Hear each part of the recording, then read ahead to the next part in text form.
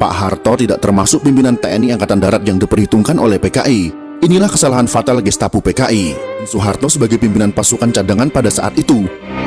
Kesalahan fatal kedua PKI adalah meremehkan sosok Soeharto. Secara militer juga tamat karena hanya jadi panglima pasukan cadangan. Underestimate terhadap Soeharto juga disebabkan karakternya yang tidak menonjol. Soeharto tidak terseret dalam faksi tertentu di Angkatan Darat. Soeharto pada saat itu tidak memiliki pasukan yang siap untuk berperang. Muncul pertanyaan, mengapa Soeharto bisa memobilisasi TNI begitu cepat dalam jumlah besar? Yang pertama, sebagian besar pasukan TNI ada di Jakarta dalam rangka hari ulang tahun TNI pada tanggal 5 Oktober tahun 1965. Soeharto sebagai mantan Panglima Operasi Trikora sangat berpengalaman memimpin, memobilisasi ratusan ribu pasukan dari 3 matra TNI. Sekakmat TNI berhasil membalas aksi PKI. Jika bukan karena Soeharto yang tersisa dan mengambil alih komando pimpinan TNI Angkatan Darat, sejarah Indonesia pasti berubah. Republik Indonesia sudah pasti akan menjadi negara komunis. Banyak kemungkinan yang akan terjadi, dan semuanya lebih buruk. Kaum komunis sangat membenci Presiden Soeharto, karena beliaulah yang menghancurkan komunis di negara tercinta ini. Haji Muhammad Soeharto, jasanya kepada bangsa dan negara juga tidak bisa disepelekan. Akan tetapi bagi kaum komunis hal ini sangat bertolak belakang. Akibat dari dendam dan bencinya mereka, sampai sekarang Presiden kedua Republik Indonesia ini difitnah dengan masif.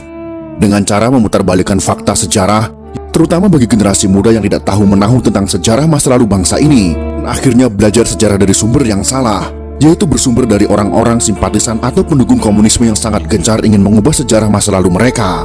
Untuk mencegah pembodohan bangsa dari propaganda komunis, langkah TNI untuk memutar kembali film G30 SPKI itu sudah sangat tepat.